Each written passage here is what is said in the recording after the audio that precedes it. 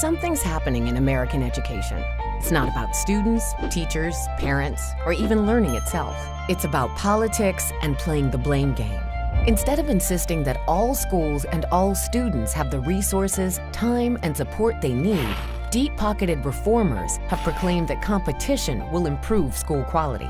They declare, if schools struggle, just close them and open better ones. They ignore devastating budget cuts to our schools and the poverty and hunger that hold back students every day. They insist that lazy teachers protected by unions are the main obstacle to better schools and put their energy into making it easier to fire them. Right-leaning funders and think tanks put their considerable resources behind parent trigger laws that force schools to close their doors, fire their staff, or transfer public schools to private managers.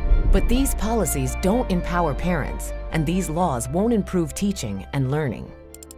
The countries whose school systems we admire, like Finland, Singapore, and South Korea, give extra resources to the most struggling schools. Their teachers are well-trained, well-respected, and organized into strong unions. School reform shouldn't pit parents and teachers against each other. In one Twin Cities community, parents understood this. They knew they could raise money from big foundations by saying they were going to focus on simply getting rid of ineffective teachers. But these parents hadn't actually encountered many teachers who didn't care about their kids, and they understood that real improvement needed frontline teachers in classrooms to carry it out. So instead, they decided to build relationships with teachers and collaborate to improve schools. Here's how they did it. In fall 2010, the Minneapolis Public Schools announced plans to close North High School because of under-enrollment. North had been a thriving community institution with well-respected arts and science programs on the city's largely African-American North Side. Organized parent and community groups like Minnesota Neighborhoods for Change, or NOC, understood how important North High was to the North Side community. The Minneapolis Federation of Teachers joined with NOC and other community, parent, and alumni groups to form the North High Community Coalition to fight against closure and save the school. Together, they packed board meetings, knocked on hundreds of doors, and made thousands of phone calls to build grassroots support to overturn the closure decision. Not only did North High remain open, but additional resources were invested in redesigning the school to boost student achievement. This fall, the new community-designed North Academy for Arts and Communication opened with 100 freshmen. But that wasn't the end of NOC's interest in education. In 2011, NOC designed a survey to ask parents what they wanted in their schools and what they thought about school and teacher quality. Both the Minneapolis and St. Paul Federations of Teachers helped NOC fund a massive survey collection drive.